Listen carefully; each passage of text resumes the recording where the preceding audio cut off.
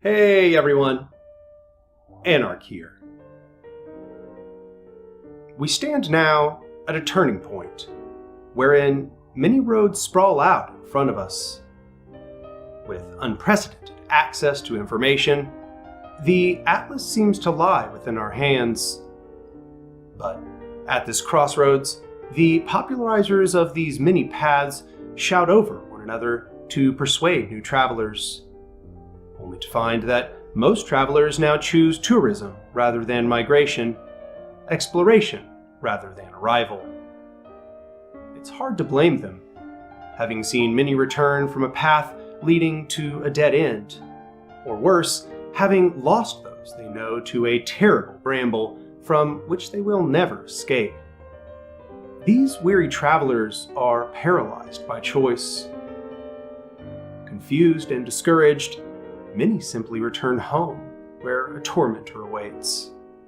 But wherein there is no longer the stress of uncertainty. I would like to tell you of a new path, its extent not yet fully explored, but peering through the forestation beyond, a great light emanates forth. Before we proceed, I'd like to pose a question. Why has this society accumulated so much power, yet somehow fails to meet the most basic needs of humanity? Why has this hierarchical structure changed hands between so many rulers, yet the peace they've promised never lasts? Their hands bloody, their adherents marching behind, a new society of domination always follows. Why? Those intent on creating their own societies of domination will offer all manner of empty excuses. But the true answers lie within an ideology which has been suppressed by the power hoarders. Anarchism. This work is not meant to be a brief introduction to the topic. There are plenty of those already in existence. Instead, I want to offer a modern synthesis of anarchist ideas. So, whereas many other books and essays endeavor to give a broad, non-committal overview, here I want to ground you in a particular location within the body of anarchist thought. Doing this, we will not wander down every trail, but we will stop to look at the scenery from time to time. And for this reason, one might see this work as motivated by the impulse described by Volin in his work on synthesis. The anarchist conception must be synthetic. It must seek to become the great living synthesis of the different elements of life, established by scientific analysis and rendered fruitful by the synthesis of our ideas, our aspirations, and the bits of truth that we have succeeded in discovering. It must do it if it wishes to be that precursor of truth, that true and undistorted factor, not bankrupting of human liberation and progress, which the dozens of sullen, narrow, and fossilized isms obviously cannot become. Such a process is, of course, a lofty goal for any one person to carry out. To do this, I will go beyond the standard list of European thinkers that one is typically introduced to when they begin an inspection of this subject.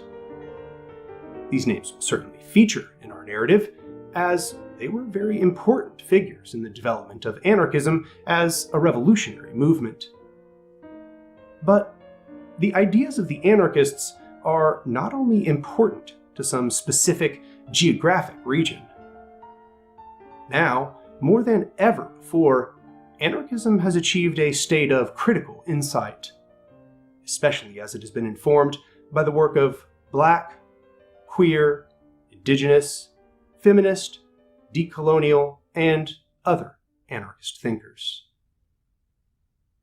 All those people who strive to be free of oppression will find their common struggle within its basis. After all, many of these realizations root to the earliest stages of humanity and will likely be at play in any possible human society.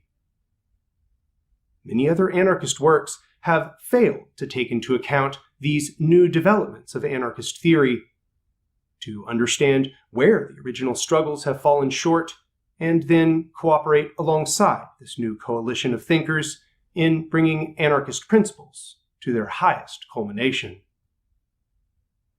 So, let us begin part 1 of this series on a modern anarchism.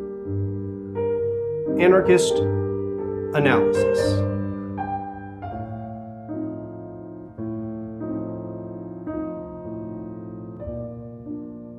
Before we set off on this journey to form what I have called a modern anarchism, we seem obliged to answer a much simpler question. What is anarchism? Unfortunately, more than any other subject, one is forced to confront the many propaganda campaigns that have been carried out against it. And this is no mistake. As Lorenzo Gamboa Ervin has said in Anarchism and the Black Revolution, all who strive to oppress and exploit the working class and gain power for themselves, whether they come from the right or the left, will always be threatened by anarchism, because anarchists hold that all authority and coercion must be struggled against. Threatened by its liberatory ideas, the many enemies of anarchism have all spread their own falsehoods. They each have an interest in muddying the waters to obscure its true meaning and to dissuade their followers from considering it. As a result, the layman's understanding of anarchism is that it represents the rejection of all rules and organization, leading many to envision chaos or power vacuum, to be quickly filled with a new tyrant or a wilderness fought over by atomized humans. But behind the spectacles of destruction and revolt which the reigning power structures have distributed in deceptively cut video clips and convenient political narratives, there is an entire body of theory and revolutionary history that is hidden. And within this body of theory, there have been a number of different ways of defining anarchism, each with its own merit. Before I give my definition, I'd like to inspect a few passages from notable thinkers in the field so that we can see what facets reoccur within the discussion. In the Introduction to Anarcho-Syndicalism, Theory and Practice, for example, Rudolf Rocker says that anarchism is a definite intellectual current in the life of our times, whose adherents advocate the abolition of economic monopolies and of all political and social coercive institutions within society. Enrico Malatesta states his definition of anarchism quite clearly in a response he wrote to Kropotkin's Science and Anarchy, saying that anarchism is the method of reaching anarchy through freedom, without those authoritarian institutions that impose their will on others by force, even if it happens to be in a good cause. It is also commonly said by thinkers such as Peter Kropotkin or Lorenzo Gamboa Ervin that anarchism is the no-government system of socialism. Many other variations can be found throughout the literature. But what we will explore in the following series of essays is how each of these actually describe different aspects of a cohesive theoretical whole. After all, there are many aspects to the body of anarchism that one might wish to include in their definition. In both Rocker and Malatesta's versions, for example, we see a shared understanding of anarchism as being the method through which a new form of society is reached. In Rocker's, additionally, we get an understanding of anarchism as a body of political theory, an intellectual current, as he says. And lastly, in Ervin and Kropotkin's, we get a description of its orientation within the body of socialist theory as an anti-state philosophy. Here, I will offer the following definition. Anarchism is the opposition to all hierarchical power structures, the framework for locating and understanding them, and the method by which we might dismantle and replace those hierarchical power structures with a horizontal society of free association, controlled together by the people, which we call anarchy. This definition then references three distinct aspects of anarchism: a mode of analysis, a method of struggle, and a socio-political goal. This part in our series will primarily focus on the first of these, the anarchist mode of analysis, saving the anarchist method and theory of anarchy for later parts. But although it will not be the subject of this video, just understand that this usage of anarchy does not mean chaos or lack of organization, as you've likely been told. Anarchy is both individual and collective freedom to develop our full creative capacities, constituted through equality of structural power and the eternal principle of human solidarity. Such a society is not then a state of unrest, but the condition of existence in which humanity can determine for themselves what sort of future they wish to inhabit, free of direction by some dominator class, instead carried forth by their own motivated wills. If this society has been explained to you as a state of chaos, understand only that your rulers wish you to think of a society without domination, a society in which you are in control, as chaos. However, before we return to that topic in much greater depth in the later parts of this series, we will need to lay out an understanding of the society in which we currently exist. To do this, I will state what I think are the three primary principles that underlie all anarchist analysis. 1. Means cannot be disentangled from ends. 2. Hierarchical power begets monopoly and domination. And 3. Power structures seek to perpetuate themselves. Though much else is said within the vast breadth of anarchist literature, I contend that it is these three principles which span the gamut. Indeed, they are of such importance, I will essentially spend the rest of this work explaining how they are justified and developing a structure of understanding based on their consequences. But before we set out on that journey, let us take a few moments to discuss what is meant by power in these principles. When I say power, I mean, quite simply, the ability to successfully enact one's will. This is sometimes called a theory of power to, as opposed to power over. The power to do a thing does not come along with a default value judgment. In order to derive whether some power is good or bad, we must develop a theory of how power functions, and how different powers connect to human needs. If you can acquire food, for example, and if your body is in normal functioning order, you have the power to eat.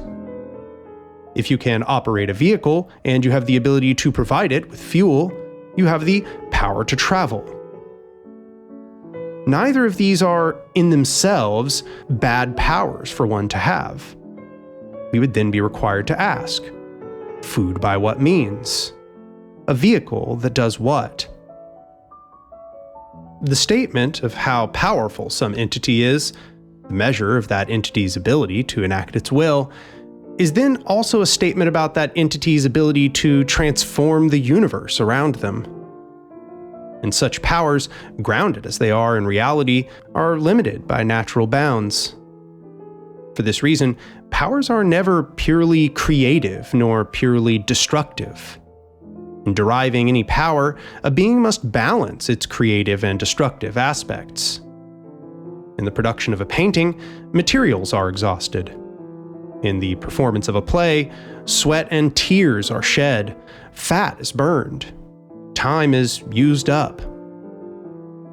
It's a great strength of the firearm that it spends only the bullet it fires, yet it can kill so easily.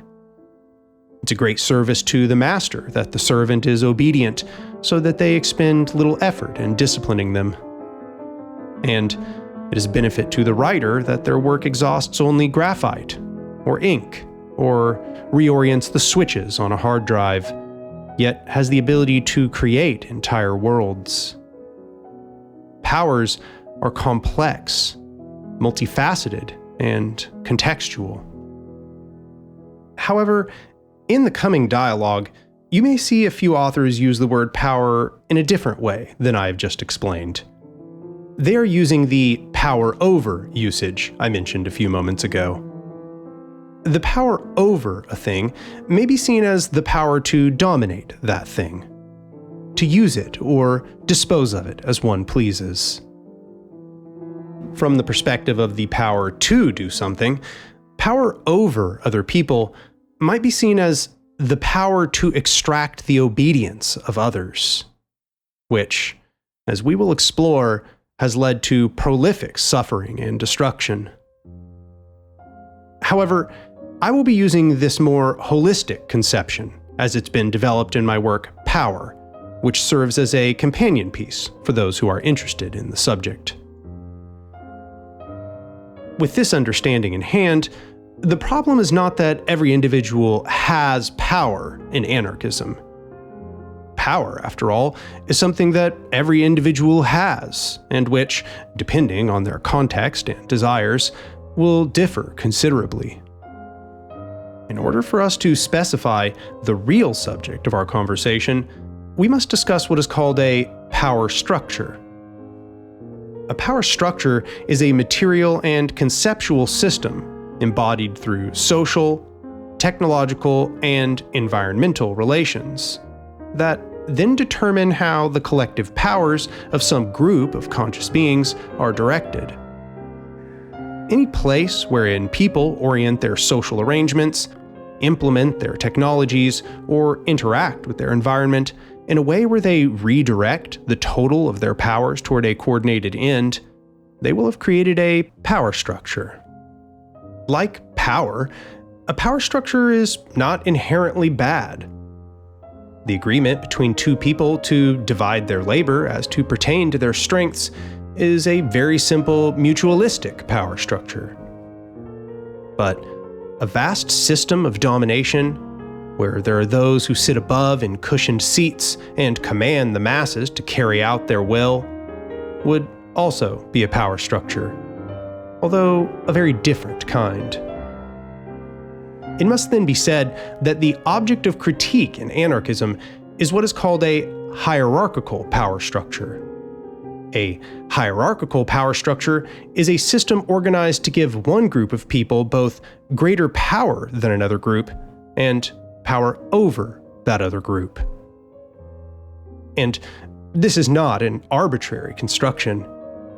As we shall set out to demonstrate in this essay, as a material fact of how such hierarchical power structures are constructed, they will always have a very particular kind of relation to their society, technology, and ecology.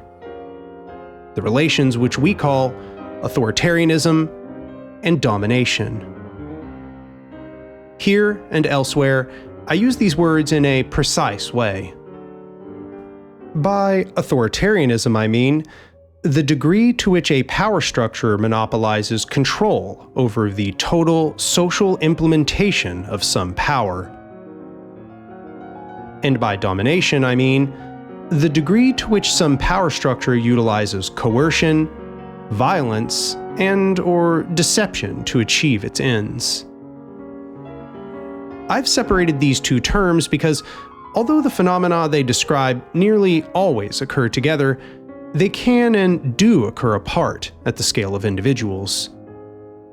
However, where it is allowed to perpetuate, authoritarianism almost always demands domination of some sort in order to maintain its monopoly, whether it is threat of physical or social violence, grievous bodily harm, or a propaganda system through which it can manufacture consent.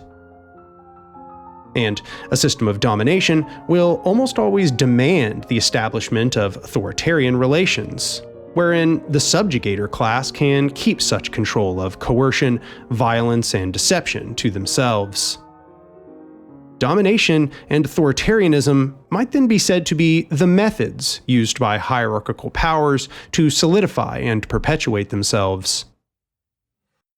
But the anarchist does not then just tell us to sit back and watch as these systems of domination expand and despoil the earth. Hierarchical power structures are not inevitably constituted by the organic capacities of human beings. They are imposed upon human society by a ruthless process. The mistaken axiom at the core of all hierarchical ideology is that because there are differences in individual powers, that this both necessitates and justifies hierarchical power structures. Yet, just because the person who can construct a house is more powerful in the means of creating shelter than those who cannot, does this mean that they are also better than others as a chef, or as a scientist, or as an artist? The one who can compose a work of musical beauty is not better or worse than the analyst or the technician. The spectrum of human powers find their fullest expression in a society where all others are practiced. We are all reliant on one another. Seeking to bring out these better aspects of humanity, the anarchist posits the creation of horizontal power structures, wherein power is distributed more equitably among all people, and all decisions are made by those who are affected. These are then best represented in opposite tendencies to those of authoritarianism and domination. These are libertarianism, the degree to which decisions about the implementation of total social power are socially distributed, and mutuality, the degree to which a power structure utilizes impulses of cooperation, self-defense, and free thought to achieve its ends. In these, we see how the most productive strengths of humans lie within their better capacities, not conceiving of difference as necessitating hierarchy, but embracing a unity in diversity. And it's the contention of the anarchists that so long as these better impulses are not embraced and brought to bear in organizing society, humanity will suffer under a perpetual subjugation. But up until this point, I've stated a great deal and provided little justification. In the following sections, I'd like to explain to you why power structures function as they do, and give you an understanding of what dynamics are at play that lead to these issues. In order to do this, I think it's best that we start from the beginning.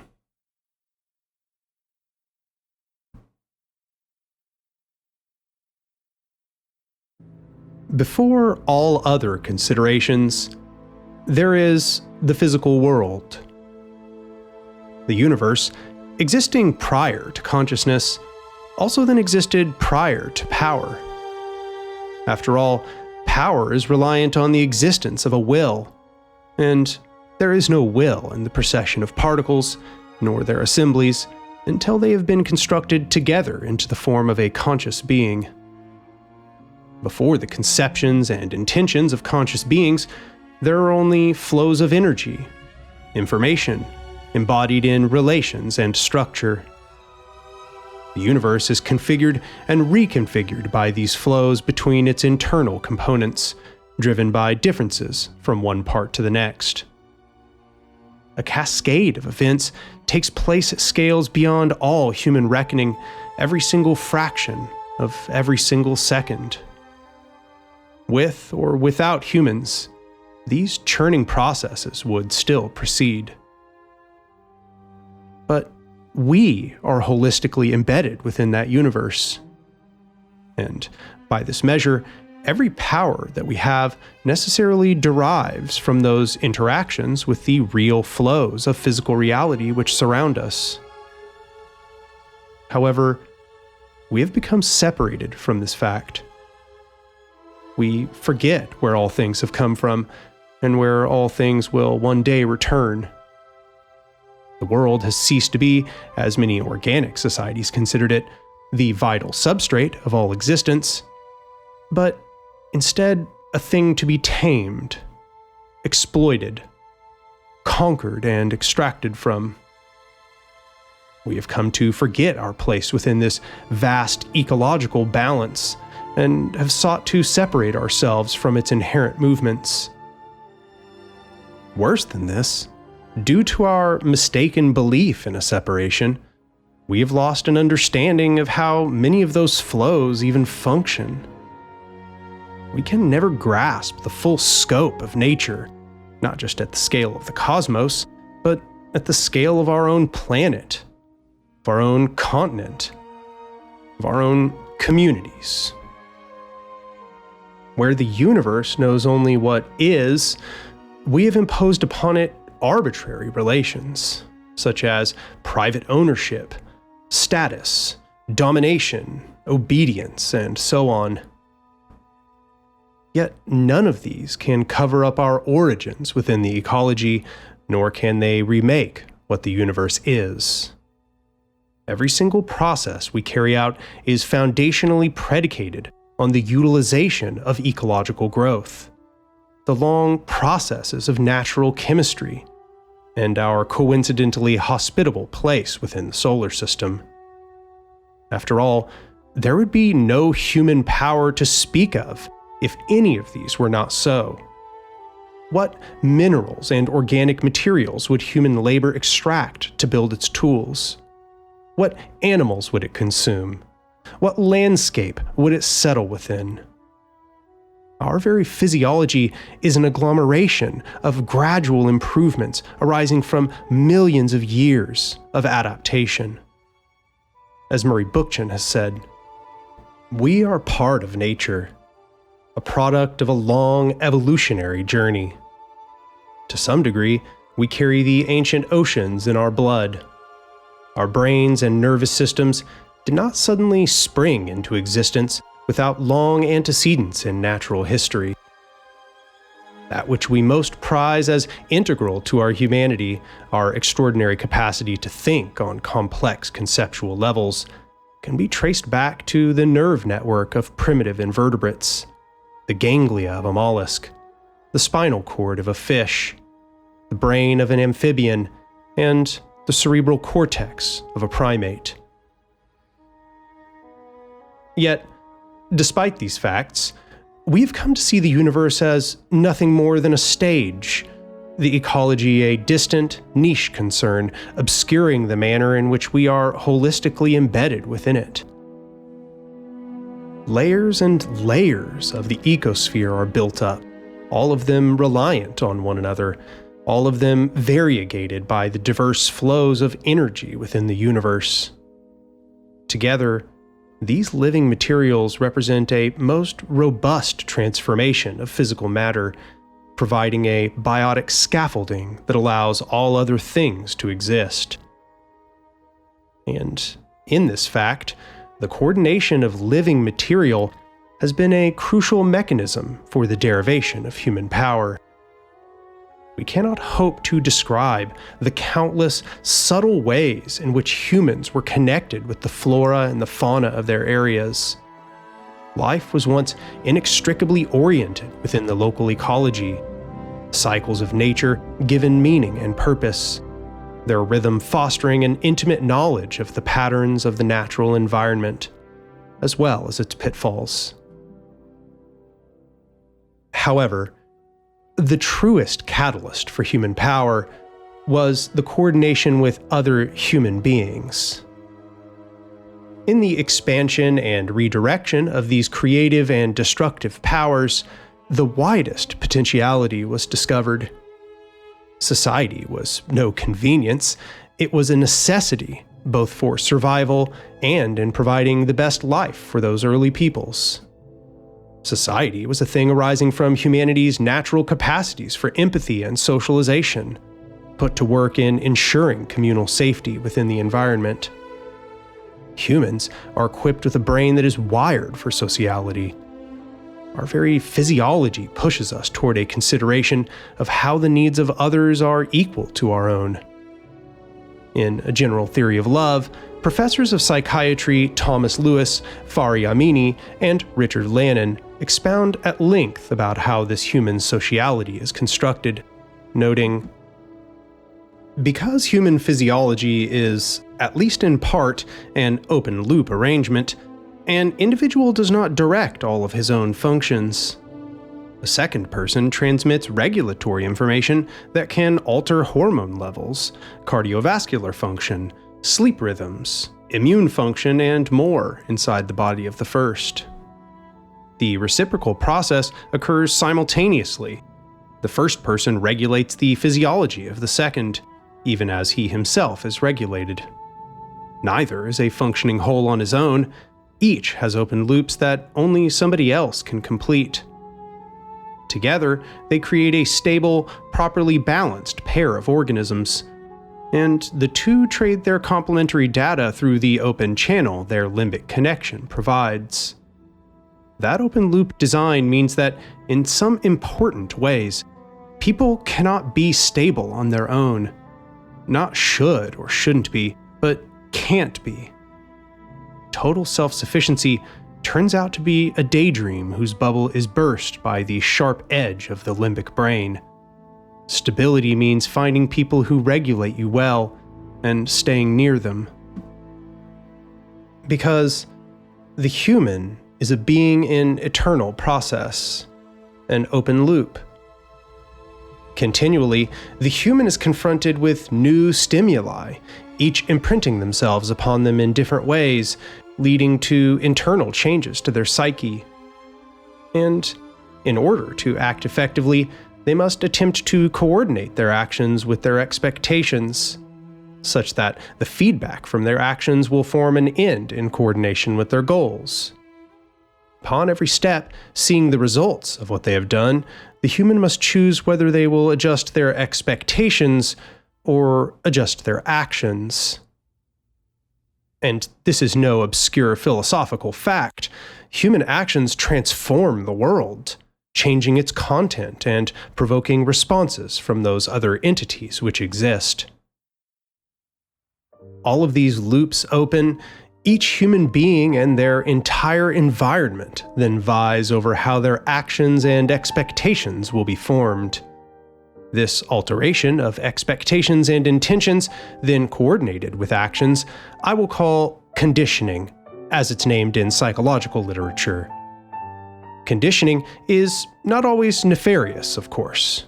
We are conditioned, especially at the beginning of our lives, to avoid actions which will genuinely harm us. It's good that we learn to withdraw our hands from the stovetop.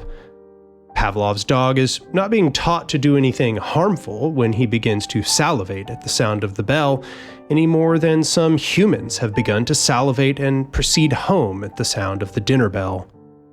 Given this flexibility of conscious beings, and taking seriously the need of humans to bond deeply with one another, it would seem that we are encouraged to produce a society of reconciliation with others, consideration of conscious needs, and mutuality with the environment.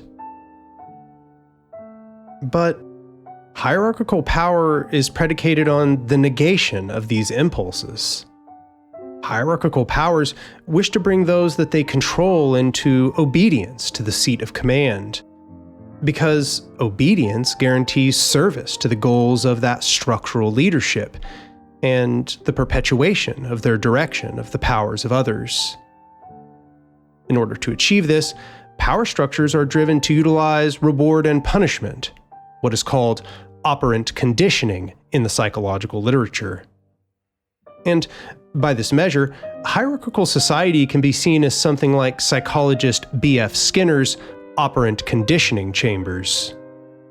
In these operant conditioning chambers, the animal is given the option to either do some desired task and therefore receive a reward, typically food, or not do some desired task and therefore receive a punishment, some form of pain. These chambers then program the animals that are inside them to do the desired task, quite reliably as well. Hierarchical society then functions as an elaborate operant conditioning chamber, such that it may contort us into misery yet still extract our compliance. As the scholar Lewis Mumford reminds us in his theory of the megamachine, hierarchical power is mechanistic. And in a machine, the relation between components must be specified very closely. After all, if these relations are not fine-tuned, then small changes in the input of one component may lead to run-on effects. Indeed, every time that information is conveyed from one juncture to the next, the worse that information is conveyed, the more distorted the signal will be at the next step, like we see in a game of telephone. And hierarchical power, seeking to reduce all variance between its commands and the actions of its subjects, seeks for its power to be conveyed smoothly through us. Therefore, as we are the means by which this machine conveys its power, the invariant conveyance of power means the reduction of human lives, with all their creative energies, into dead components.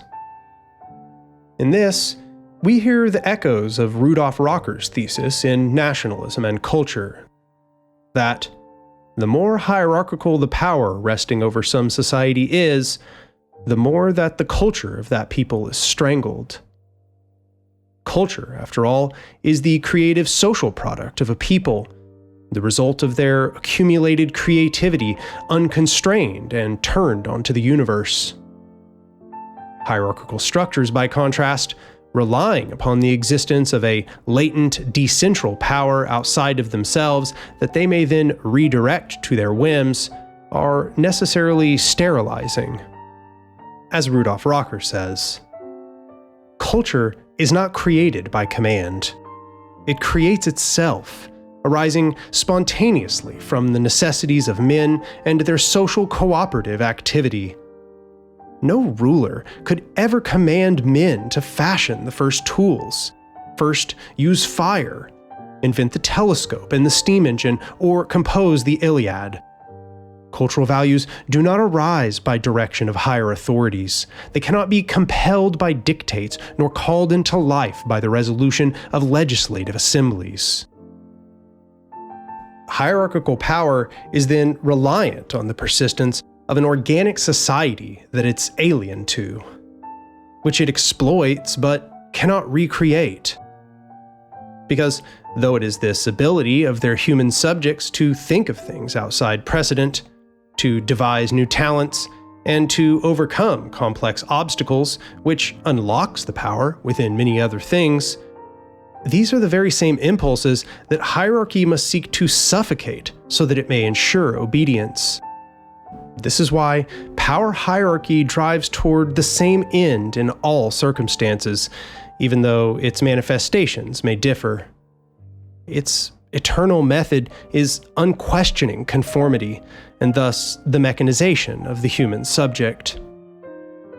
This is one of the primary insights which has driven the anarchist analysis throughout history, and it has provided anarchist theorists with a powerful lens by which to understand and predict the actions of hierarchical structures. Indeed, this is why, even though anarchists have sometimes fallen victim to economic reductionism, it has never been a totalizing impulse within the movement.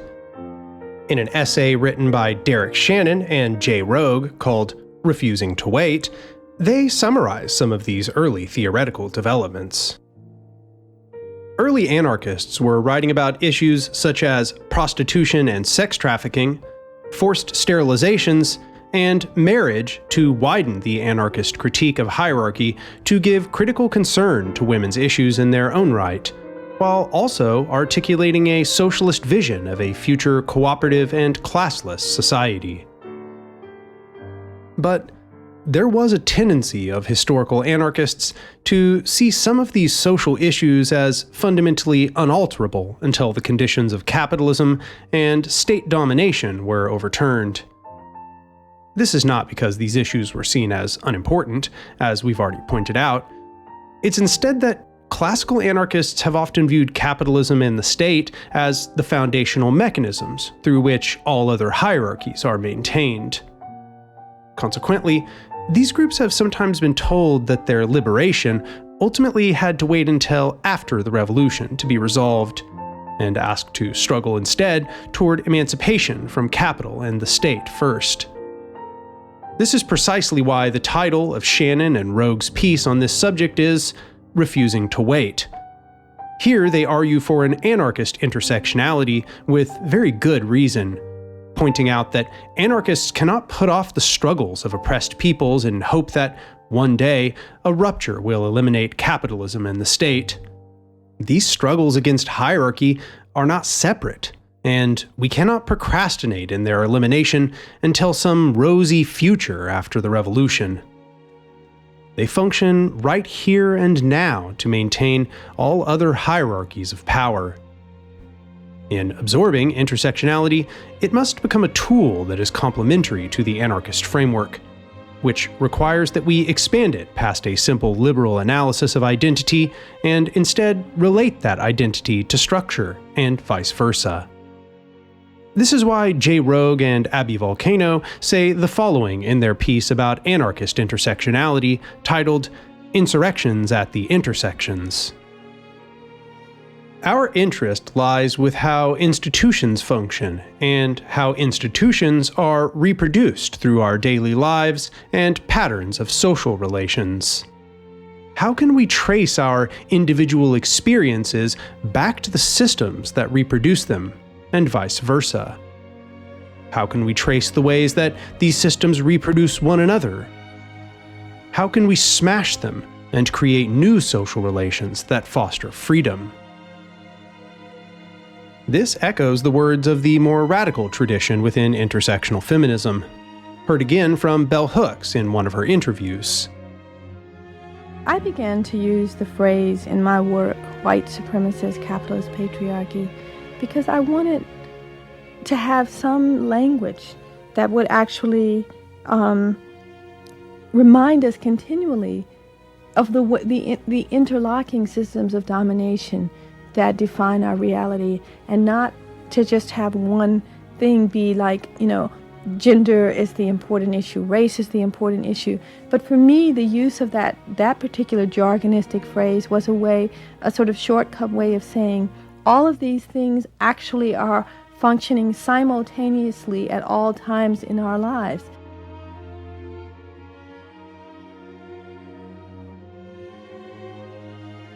And our own power analysis.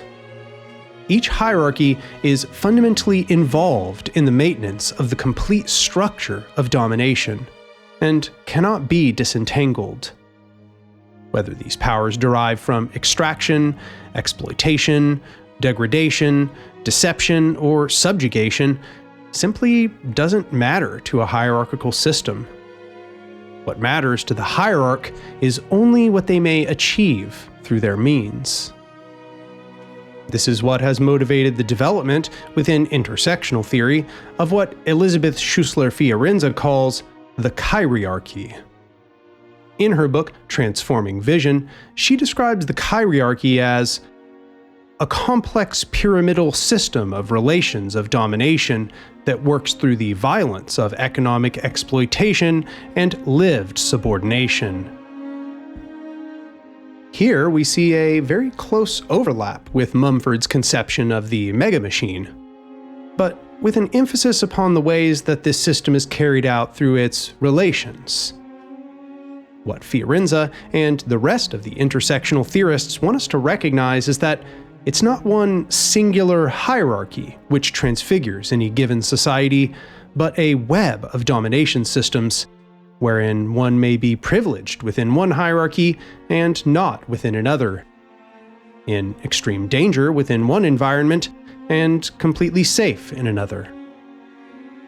These contexts are not mere attitudes. Upon each juncture, they've been built into the structures of our cities, protected or discriminated against by law, externalized into systems of automation and bureaucracy. Said in our own parlance, used as means to expand and protect power monopoly. Each location in the global megamachine merely utilizes different aspects of the hierarchy in order to maintain rulership, ordering and reordering these to establish a more supreme dominance. This is not to say that specific hierarchies do not function as the major ordering ethos within certain spheres. Different hierarchies clearly have cultural and systemic dominance within their contexts, capitalism and the state perhaps most notable among them. But it cannot be said that domination is ever so simple that it can be boiled down to only the reign of capital, or the state, or patriarchy, or white supremacy, or any other single manifestation of hierarchy, because each of these rely upon one another within their context in order to maintain hierarchical control. All of these systems of discrimination and bigotry form part of the integral functioning of the factories and the roadways and the commodities that the hierarchy produces. And the effects can be seen in how these very things have been systematized within reality. This is why the separation between base and superstructure, or a software-hardware metaphor, still fails to understand the situation at hand.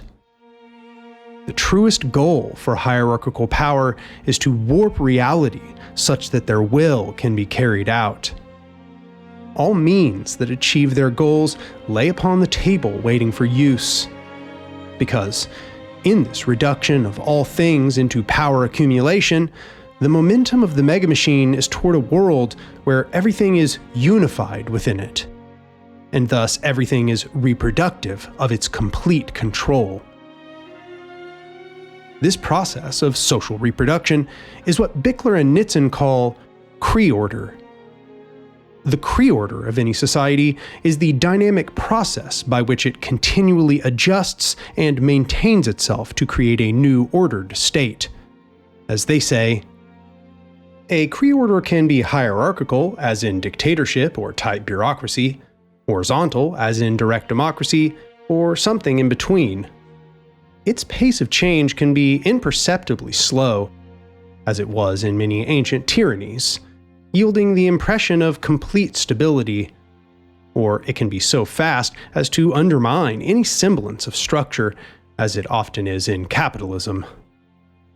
Its transformative pattern can be continuous or discrete, uniform or erratic, singular or multifaceted. But whatever its particular properties, it is always a paradoxical duality, a dynamic creation of a static order. This process plays out then at every level, in the development of our creative and destructive capacities, through the formation of our expectations, in the development of our intentions, in the domination of our will, and all else. Through Kree-order, all of these aspects of ourselves and the world are disfigured into the shape that is needed by the machine, and the range of possibilities we might achieve is sullied to meet the demands of the rulers. Because, though hierarchical power views itself as a form of godhood, whose extent is infinite and limitations always temporary, the megamachine is actually nothing more than a parasite by nature. Its power is derived solely in the fact that, standing at the juncture where decisions are made, those that stand above in the hierarchy act as gatekeepers to the total social flow of power.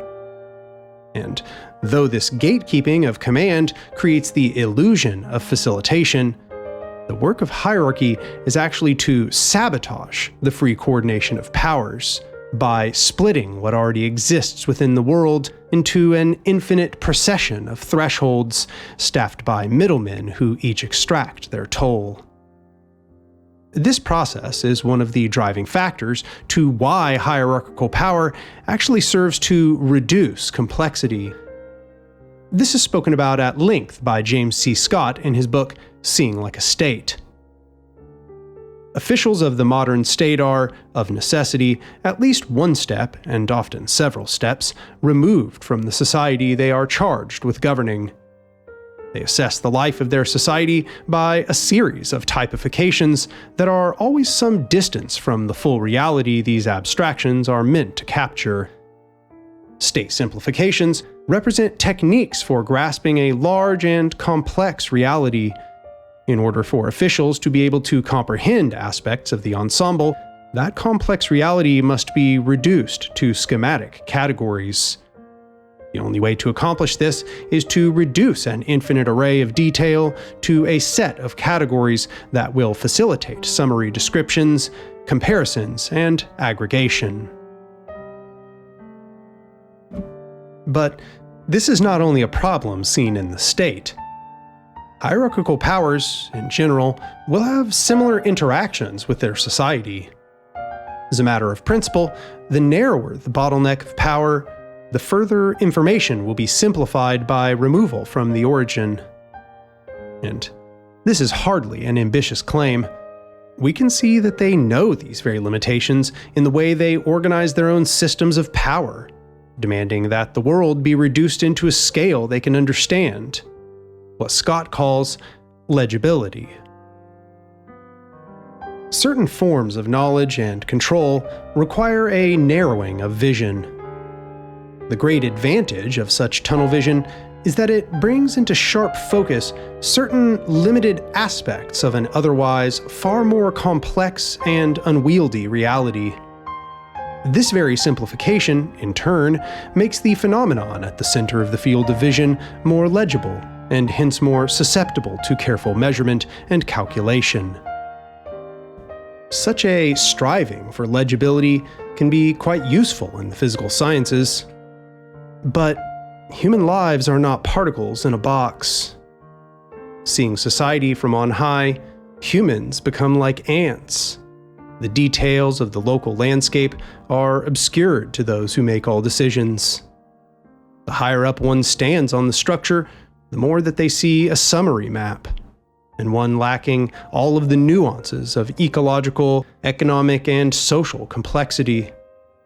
As a result, the flows of social life, containing all of their infinite suffering and happiness and all that lies in between, become statistics.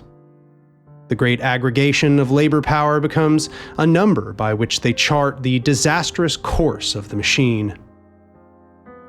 Whereas complexity requires a system of agents who are allowed to have variable action and association, enabling them to combine in new and unique ways, hierarchy demands that complexity reduce itself to the limits of the machine. Because hierarchical power does not gather its data out of sheer curiosity. It is not like the scientist who measures much and interacts as little as possible. The information that centralized bodies endeavor to gather is gathered in order to then act upon the world. That is to say, to dominate society, and to therefore reproduce their central authority. And so, to any hierarchical machine, alterations can be made, but only within a certain range. These forces of simplification and legibility are not mistakes. They are the inborn dynamics of hierarchical power, and they will arise anywhere it is imposed. Where the chiarchical machine acts, it acts to shear off any rough edges that stray too far from its prototypes, to externalize the importance of pertinent organizing details, to forcefully stratify both reality and information as to fit their schemas of interpretation, and to inflict real physical and emotional violence in order to achieve the absolute obedience of everything and everyone that exists. This pre-ordering force of simplification and regimentation is one of the driving factors to why authoritarian systems produce such misery within their people. As the gatekeeping of power becomes more strict, and as the group of power controllers becomes arbitrarily smaller, the the hierarchy of power becomes more extreme. The subjects of that hierarchical power are more and more alienated from their own capacities. Those qualities within their personhood which could be turned onto the world in far more beneficial ways are instead put toward menial labor and repetition. Their blood, sweat, and tears are shed only so that this great parasitic force dwelling over them may extract its diet. Defined in its narrow monopoly over the flow of power in society, hierarchy demands that the raucous, creative impulses of humanity are constrained to the needs of the hierarchs. And in this, it would not matter whether one argued that these structures were a natural outcome of human society or not. By the fact that they turn humans into miserable machines, hierarchical structures stand counterposed to the organic human composition and its fundamental desires and needs. As Rocker says, "Neither in Egypt nor in Babylon, nor in any other land was culture created by the heads of systems of political power. They merely appropriated an already existing and developed culture and made it subservient to their special political purposes. But thereby, they put the axe to the root of all future cultural progress. For in the same degree as political power became confirmed and subjected all social life to its influence, occurred the inner atrophy of the old forms of culture, until within their former field of action, no fresh growth could start." That hierarchical society continues, even though it relies on sabotage of the full capacities of human beings and the production of their misery, may seem difficult to imagine. After all, given that the machine utilizes those very flows in order to derive its power, it would seem to benefit much more greatly from their expansion. But if total human power is expanded in such a way that the hierarchs cannot extract their toll from the expansion, then they will slowly begin to lose their power leverage over the masses. And so, the only growth which is acceptable to hierarchical power is that power which it can exploit. Because in order for power structures to perpetuate themselves, the most primary goal is always power leverage, to maintain a position of superior power over all other rivals. In this, it might be said that there is always an arms race between hierarchical powers.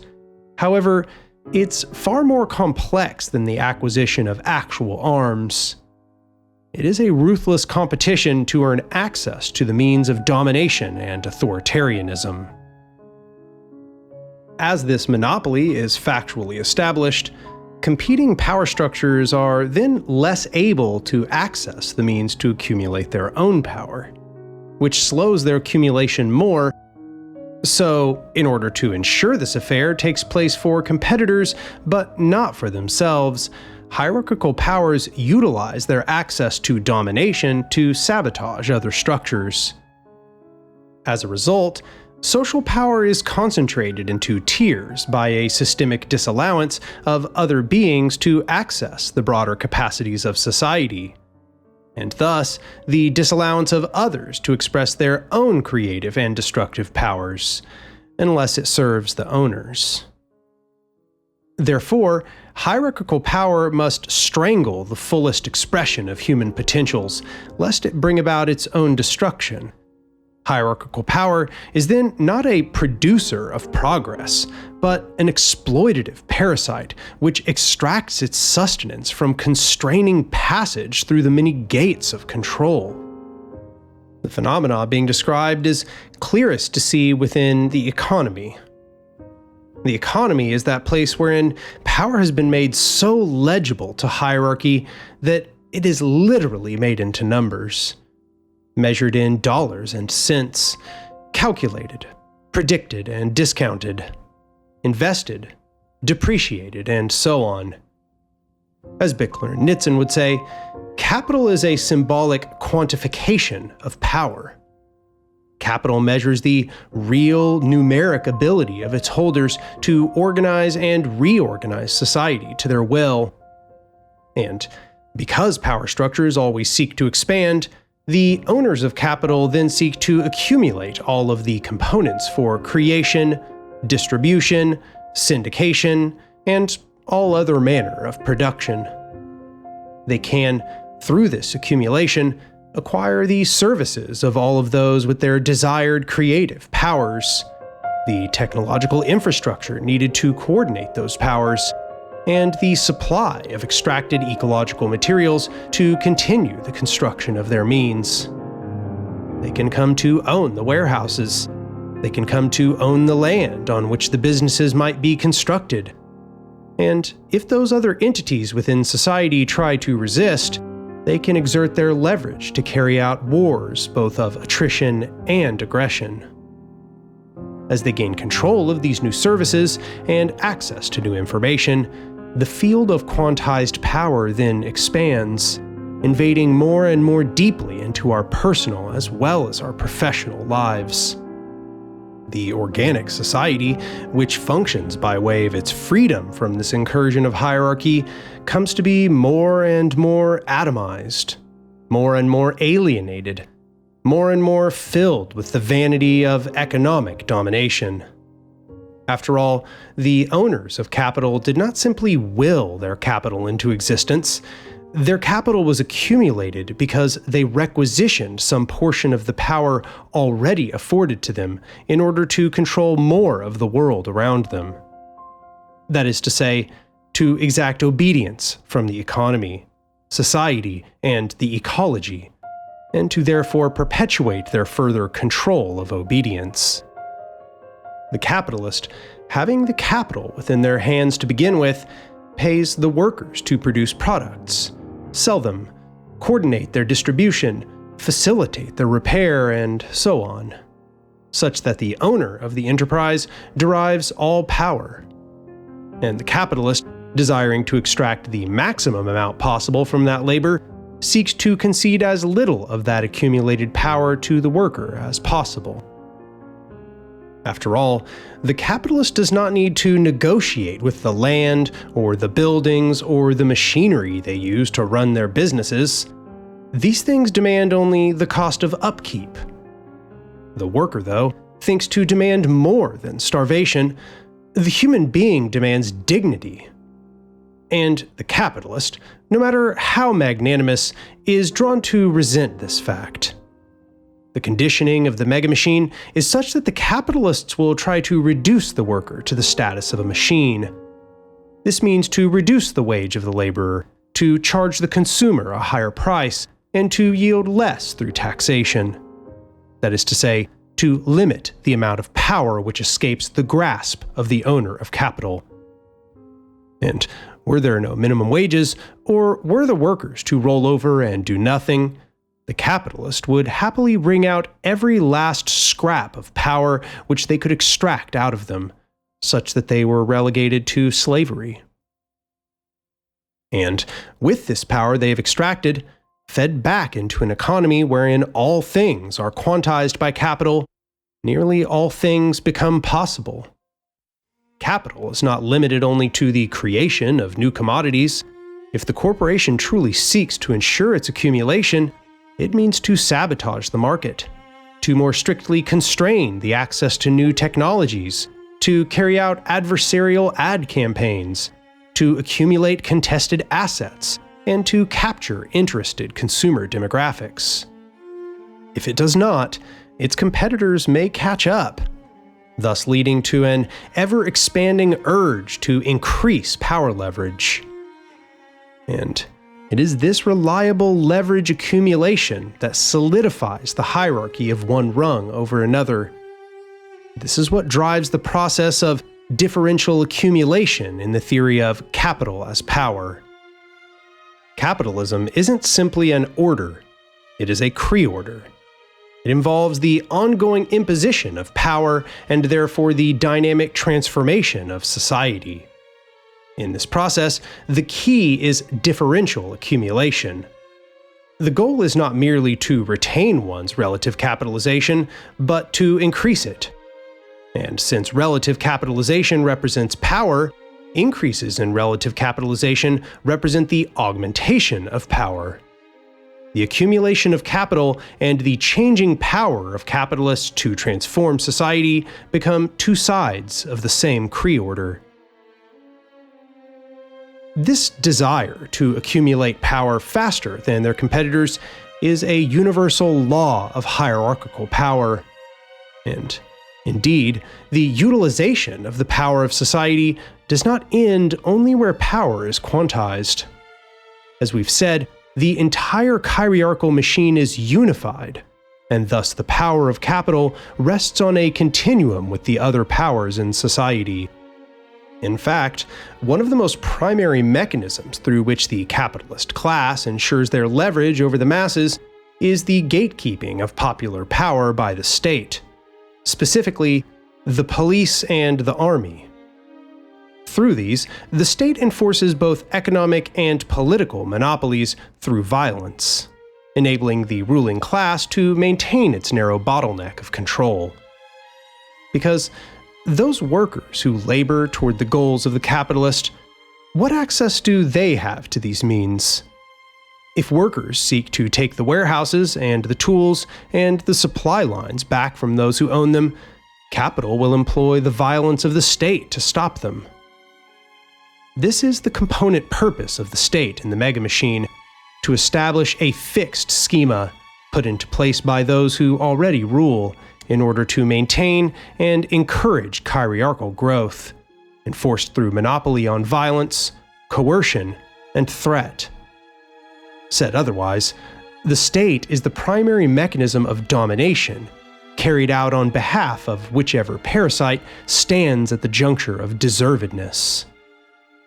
In this way, the state serves to alienate the masses from the most basic capacities of society and to instead transform each into a form of rulership. This is why Malatesta defines the state in the following way.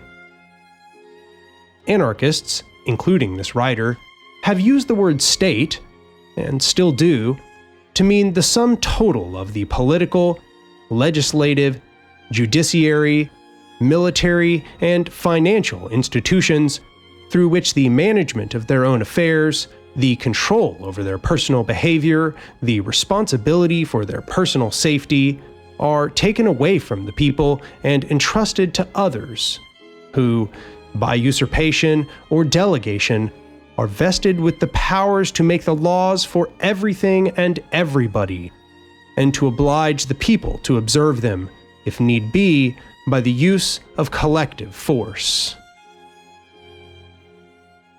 This interpretation stands in contrast to the liberal conceit of the state, that the state was meant to be a central representation of the society it stood over, and, in this role, was also meant to act as mediator to alienate capital from complete administration of society.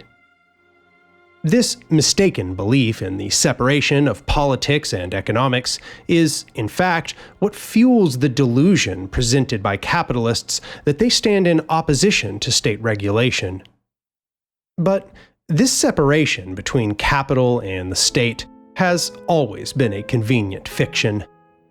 Bickler and Nitzan explain why this is the case in their work, saying, "The pivotal impact of mergers is to Kree-order not capitalist production, but capitalist power at large. By constantly pushing toward and eventually breaking through their successive social envelopes, from the industry to the sector to the nation-state to the world as a whole, mergers create a strong drive toward jurisdictional integration. Yet, this very integration pits dominant capital against new rivals under new circumstances, and so creates the need to constantly Kree-order the wider power institutions of society, including the state of capital, international relations, ideology, and violence." Though Bickler and Nitzan are focusing on these facts as they are pertinent to capital, it is true of all hierarchical power. Seeing opposition, the state will always seek to destroy or merge with its opponents in time, whether this is through wars of imperialism, trade agreements, foreign occupations, colonialism, annexation, invasion, or any other mechanism. Where there exists opposition, there exists a threat to perpetuation that must be eliminated, its autonomy replaced with subjugation, its oppositional will destroyed. However, both domestically and abroad, in recognition of their common interest to control the masses, capital and state always rationally choose merger, no matter what temporary theater they have offered to say otherwise. Capital benefits greatly from having the duty to do violence to protect itself outsourced to the state. And the state benefits greatly from the extractive economy of capitalism generating a surplus for it to bridle. This is also why there never has been and never will be a proletarian state. The very nature of a hierarchical power such as the state is to alienate the masses from power. This is within its form as a machine. Or, as Rocker has said in Anarcho-Syndicalism, Theory and Practice. Just as the functions of the bodily organs of plants and animals cannot be arbitrarily altered, so that, for example, one cannot at will hear with his eyes and see with his ears, so also one cannot at pleasure transform an organ of social oppression into an instrument for the liberation of the oppressed. The state can only be what it is, the defender of mass exploitation and social privileges, the creator of privileged classes and castes and of new monopolies. Who fails to recognize this function of the state does not understand the real nature of the present social order at all, and is incapable of pointing out to humanity new outlooks for its social evolution. This is why the masses, no matter their power, can never merge with the state. Hierarchy and the masses empowered are polar opposites, deriving the impulses which give them their strength from precisely contradictory principles. If the masses were to hold the power to overcome the state, this would have represented a preceding deprivation of the state of its power monopoly. And in the event that the people hold this power to themselves, they would have only the choice to abolish the remaining anemic state or to let it remain, and, in doing so, let an opposing power to themselves continue to exist. A power which, built hierarchically as it is, would soon again seek sabotage or monopoly, as by its nature. Because, though the defenders of the state often claim that it arose as a compromise wherein the people sacrifice some freedom in exchange for protection, this turns out to be only an incidental fact. The state only defends its people when it is beneficial for the state or its conjoined hierarchies. When it is not, the state cares nothing for them unless compelled. Their citizenry is a power host from which they begrudgingly extract their means of subjugation. And because the state is therefore bound to the people underneath it in order to derive its power, it seeks to convince them that they should be grateful for the service of sheer self-interest that the state carries out in its defensive and offensive capacities against other states. To imbue this selfish delusion, the megamachine seeks to establish a nationalistic fervor which conceals the conflict playing out between all peoples and their rulers, of a power alienated from the masses and made to serve the needs of the ruling class, of a people gorged on the spoils of other alienated peoples as a bribery for domestic suffering. Empire seeks to convince the people that its wars of imperialism are necessary to defend the citizens, when it is really just that the domination of their state has expanded to such a degree that it now carries out a global project of sabotage to maintain its power monopoly. In every sphere that hierarchical power then expands, it is named differently as its exhibitions differ: imperialism, capitalism, white supremacy, colonialism, and so on. But each of these represent its need to reproduce a global megamachine, to control all urge to rebel, to turn all collective powers of the planet into clientele. Everywhere the hierarchical machine expands, we experience the distress of constantly living under subjugation, surveilled by the very commodities we produce, deceived by every flow of information, distorted into sad simulacrum by day, distracted by monotonous entertainment by night, and forced into every other measure of distress offered by the domination machine. Every day, it tempts the limits of our misery, discovering what new deprivation it might enforce upon us without provoking revolt. However, the machine does not want to have to fight against the internally motivated will of the beings it dominates.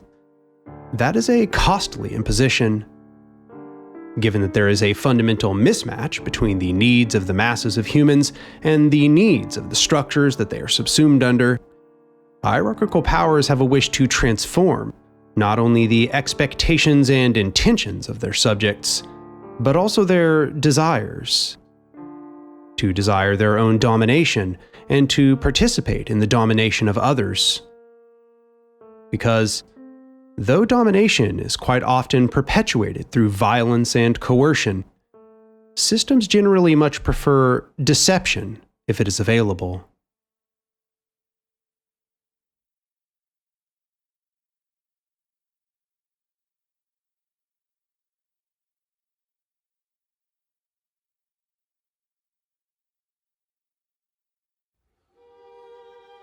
In his book, Capitalist Realism, Mark Fisher speaks about a social phenomenon wherein the people have come to accept their state of subjugation under capitalist society. He explains this concept, which he calls capitalist realism, as the widespread sense that not only is capitalism the only viable political and economic system, but also that it is now impossible even to imagine a coherent alternative to it. In this way, Fisher says, capitalism has come not only to represent a single system, oriented as it is within history, but instead the horizon of all possible systems. We have not only reached a new stage of society. In the words of Francis Fukuyama, we have reached the end of history.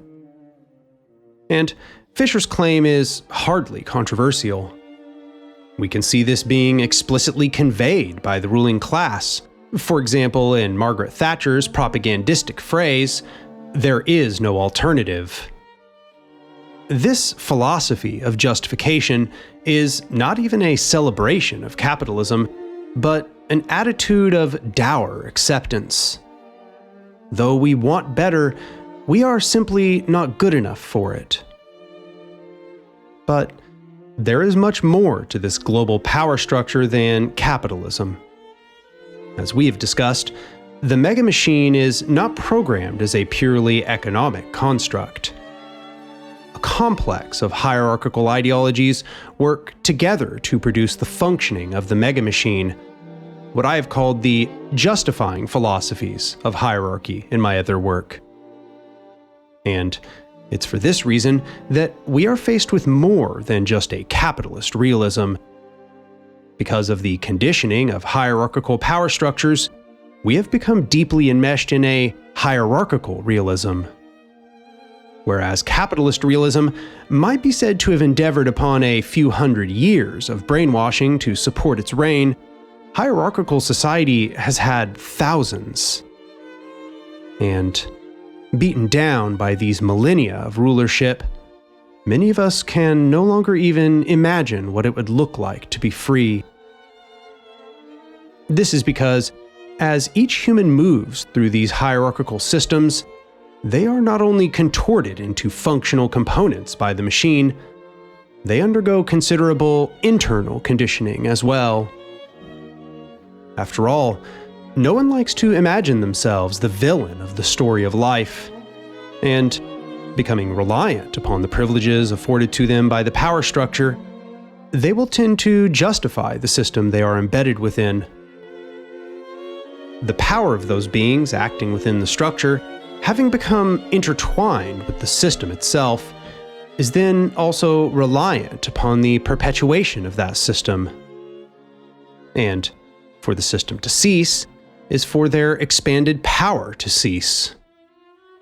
In this, as one proceeds through a system of power, it becomes more and more unthinkable that they should destroy what they have built, that they should ever demur from the seizure of new power, or that they should ever diminish the power they have accumulated at some later date.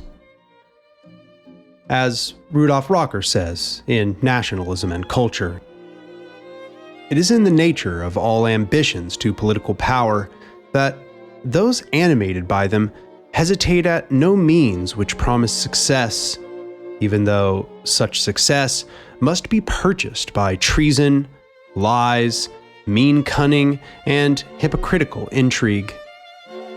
The maxim that the end justifies the means has always been the first article of faith of all power politics.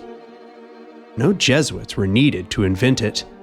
Every power-lustful conqueror, every politician subscribes to it, Semite and German, Roman and Mongol. For the baseness of method is as closely related to power as decay is to death.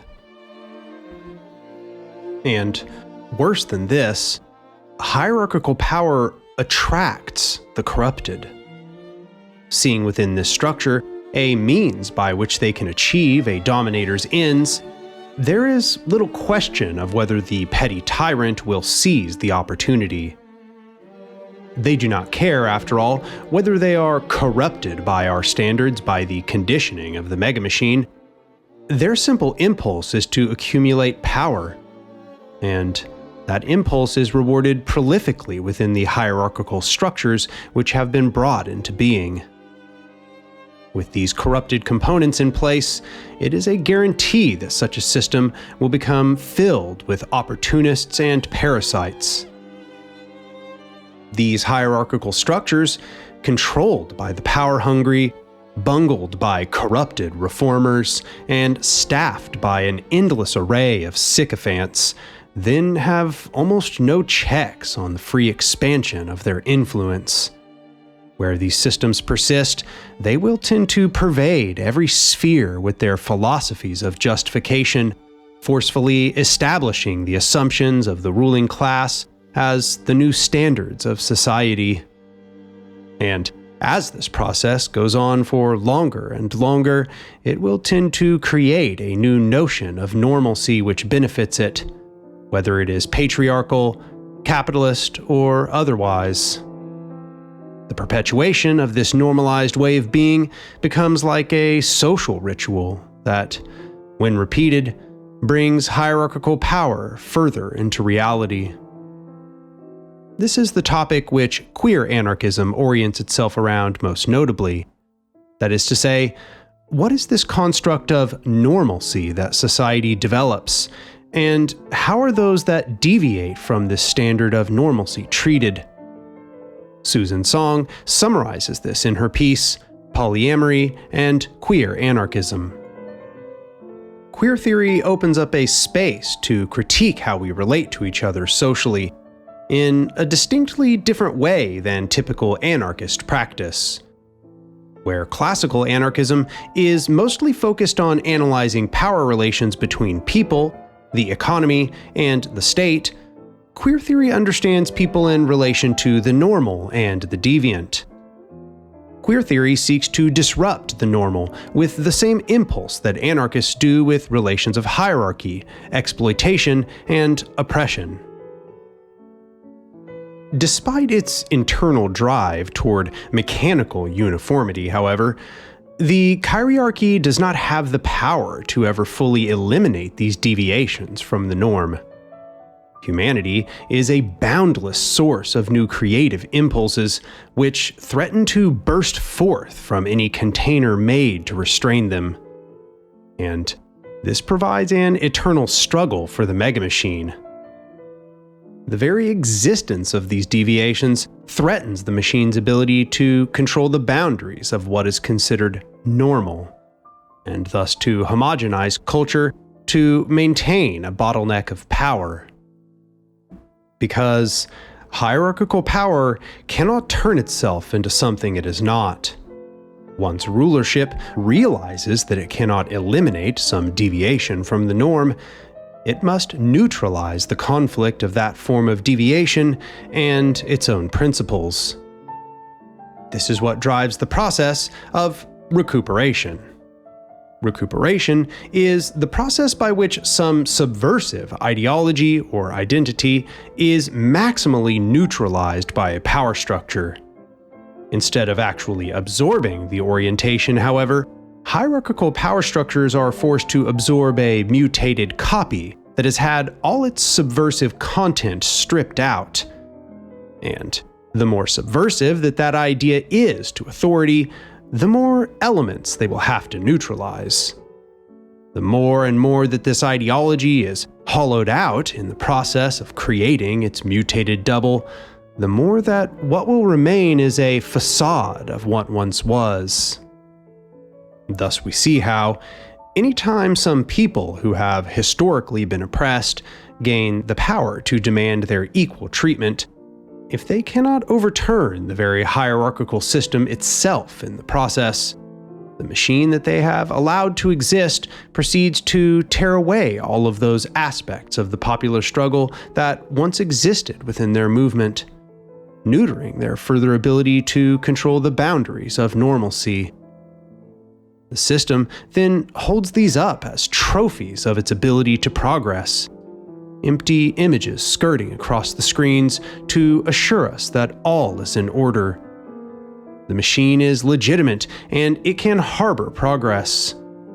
Be grateful for the limited cessation of your necessary suffering. Through the expansion and enforcement of all of these means, every time the megamachine moves, it reiterates itself through its functional components. And it is now so well polished, its preordering dynamics so adaptive, that the machine hardly even fears a cultural rebellion. Upon any disruption, all of its pieces go to work in discovering which aspects of its counterbalance it may present as catharsis, even while defying all impulses toward change. The system no longer even needs to suppress its critics. It has demoralized the populace so thoroughly that it even recuperates the symbols of anti-capitalist rebellion. It lets these act as pressure release valves which diffuse popular revolt or desire for real transformation. It uses the shifting tides of subjectivity as a protectant against action. As a result, the chirarchy has now settled into nearly every region and ecosystem, injecting its values of authoritarianism and domination deeply into our cultures and intentions, convincing us that we are the ones who have something wrong with us. Contained in all of its propaganda is the idea that mutuality and libertarianism are inferior modes of social order, that we too should desire to become subjugators, even while no such path is made available to us. The machine vampirizes a mass organic creativity to even exist, while demeaning its existence. It dissuades us from a full embrace of mutuality, even knowing that everything would utterly devolve without it. Hierarchical power, the parasite that it is, must convince its host to despise its own strength, so that it never acts to free itself. In this dystopian landscape, we hear the echoes of ideas which are explored by decolonial thinkers. In colonial occupations, The colonizing culture comes to determine the set of thoughts which can be thought. It establishes legitimacy. It gatekeeps power within those institutions which prop it up and excludes access to those that it dominates.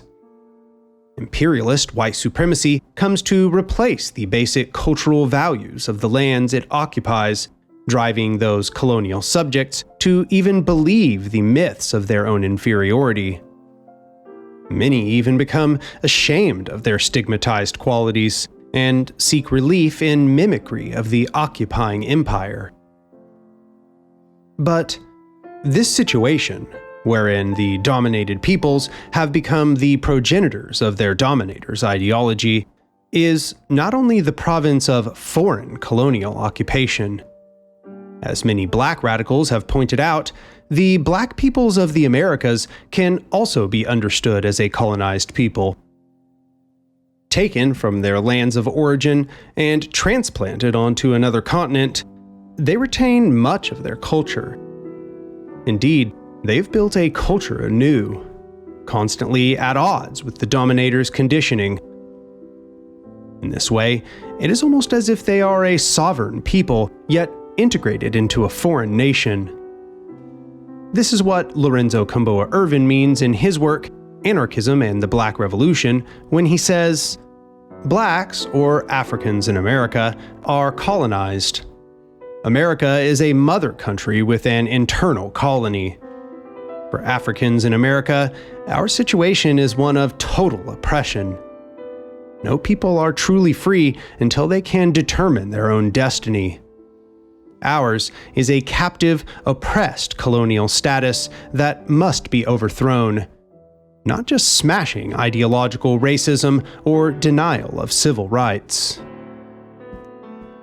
That such direct parallels can be drawn between foreign colonial subjugation and domestic colonial subjugation is no coincidence.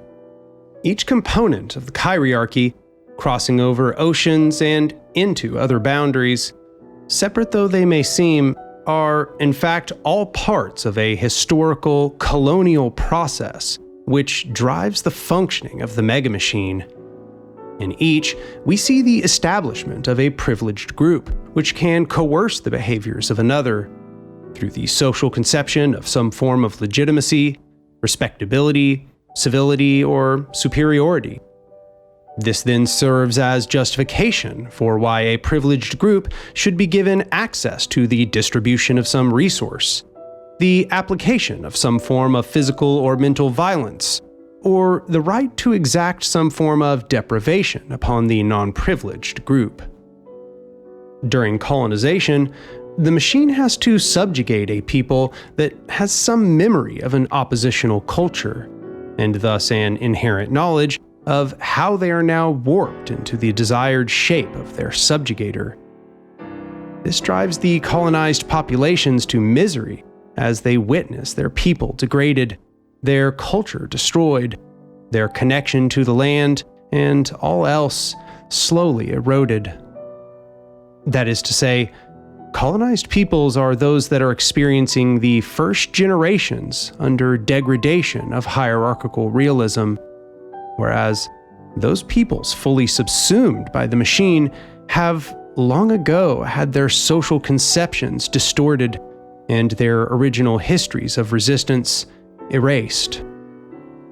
Perpetuating itself for so many cycles in our daily actions to form and reform the world around us, the continuous existence of a ruling class has left us exceptionally well deceived by our captors.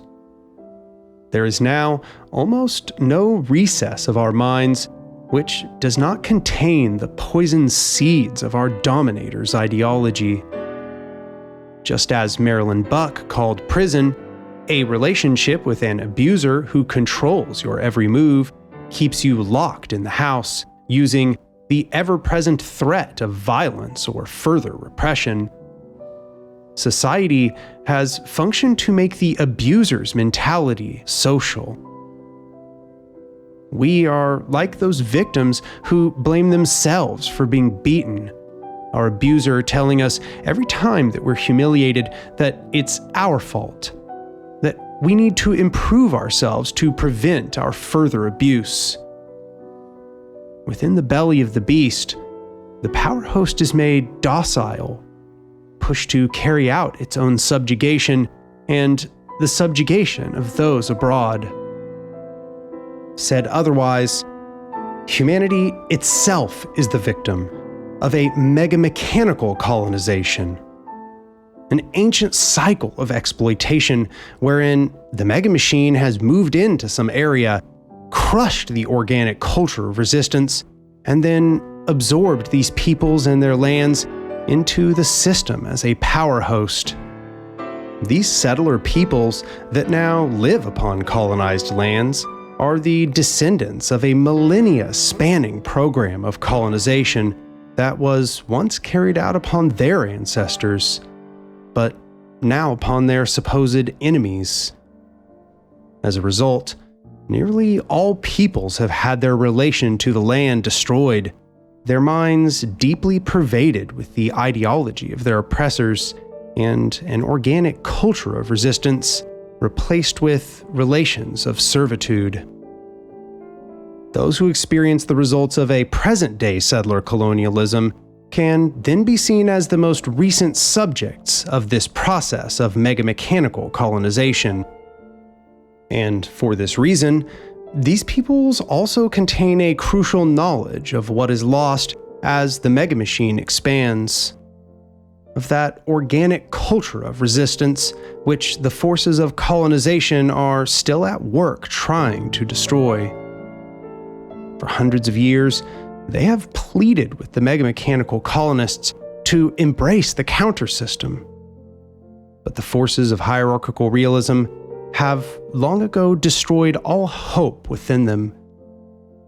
And so, even those who consider themselves radical in many countries now spend their days begging for reforms from liberal republics, which nonetheless slide further into totalitarianism by the moment, fighting momentary insurrections for joy of struggle, not in hopes of success, or developing microsects which convince themselves that one day their work will come to courageously domineer the revolution, even as they sink further and further into irrelevance.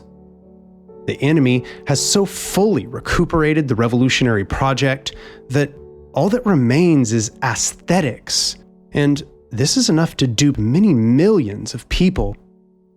Indeed, even many of those who call themselves revolutionaries have come to uncritically accept systems of domination which have alienated the masses from power, just the same as the capitalist paradigm, but with the state operating as the new monopoly capitalist.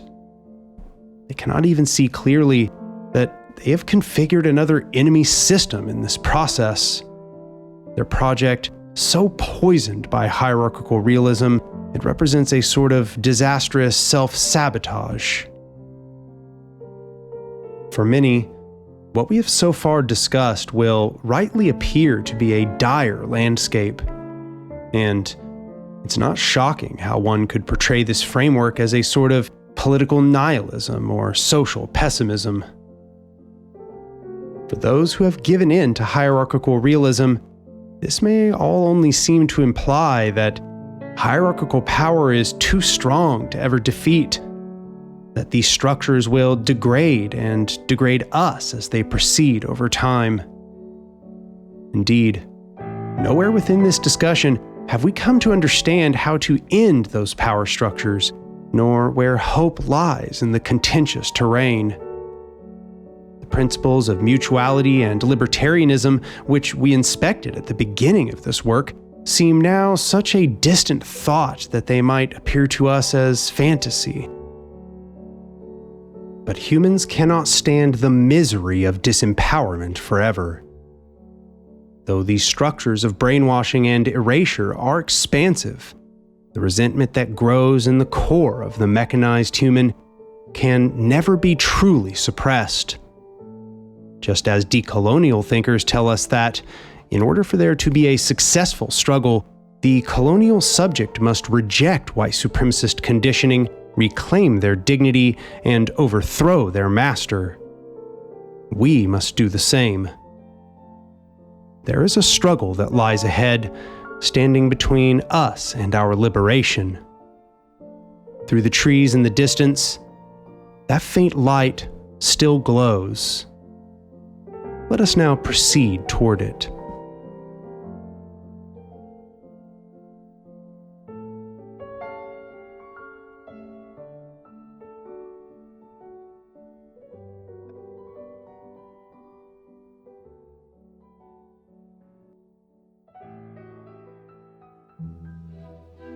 It may seem, after this long journey, that we have wandered far from where we began. Whereas we started with a depiction of the natural flows of the universe and our redirection of them, of the ecology as the originator of complex interrelations, and of the organic powers of human beings as the creative engine of society, we, like humanity itself, have traveled a dark path. And that light upon the horizon, which I mentioned at the beginning of our dialogue, may seem now so distant that there is no hope of escape.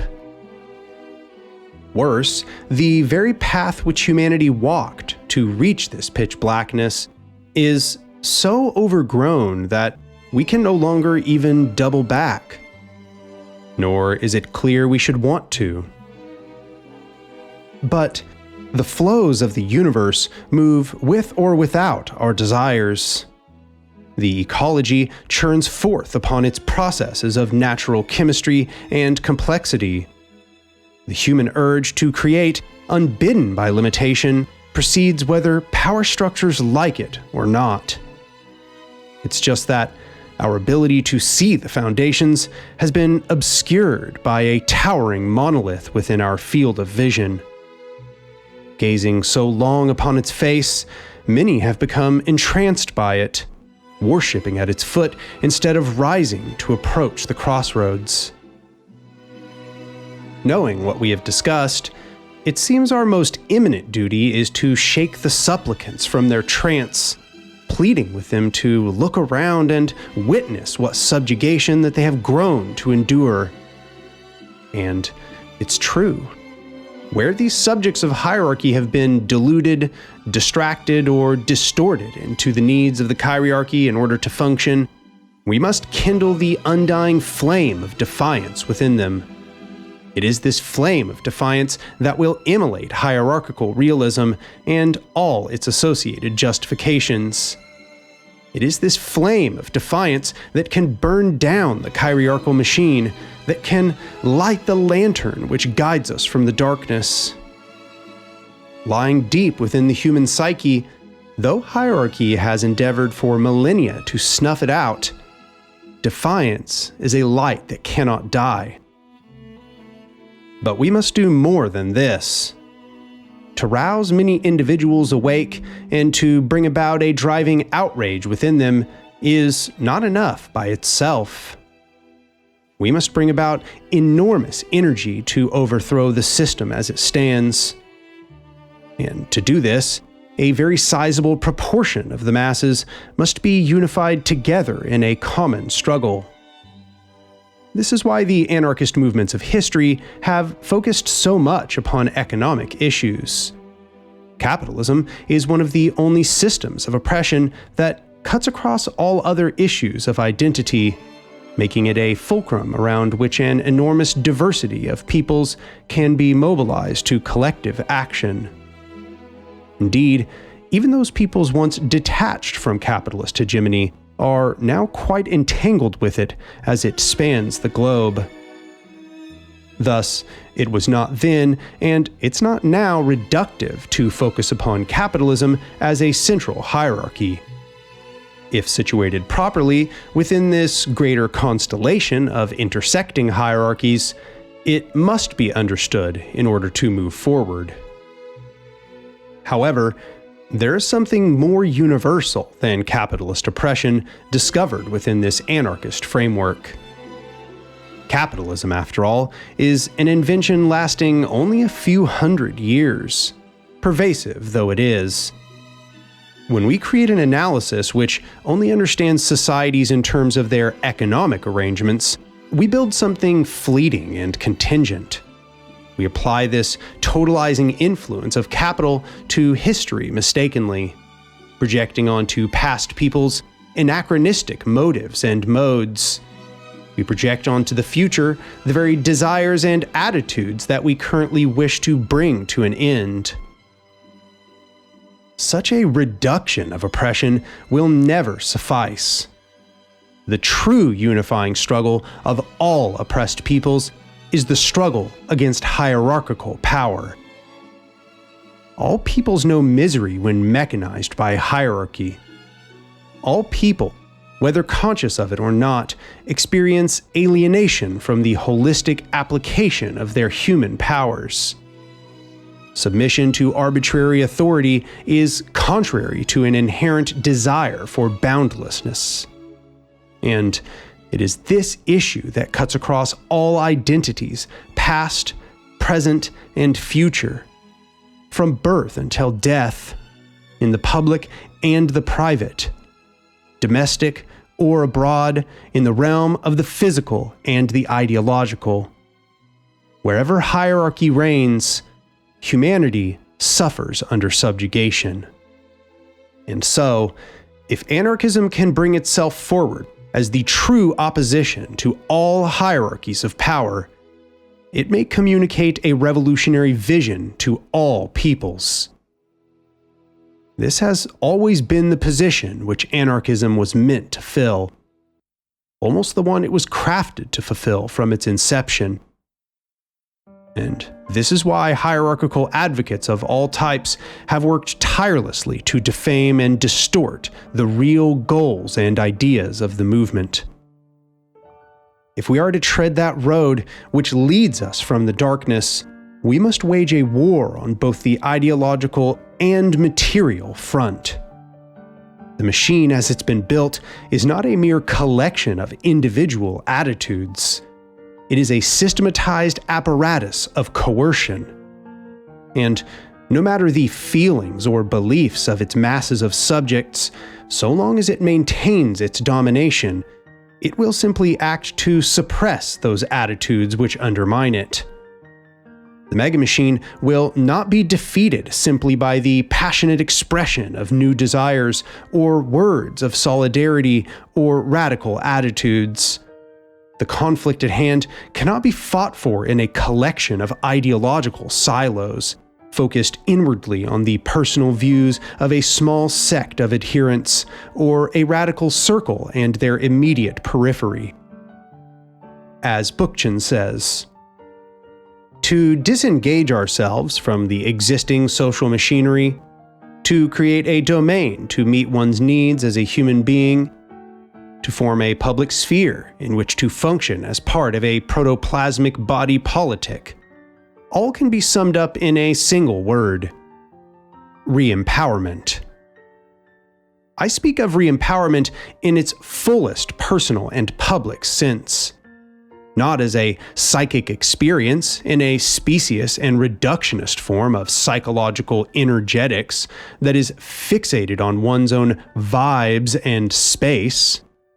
There is no journey inward that is not a journey outward, and no inner space that can hope to survive without a very palpable public space as well.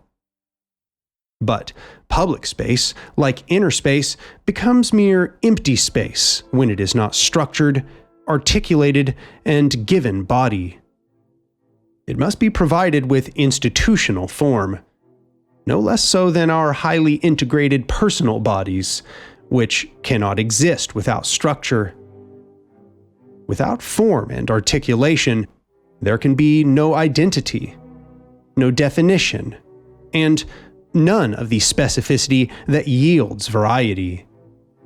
What is actually at issue when one discusses institutions is not whether they should exist at all, but what form they should take: libertarian or authoritarian.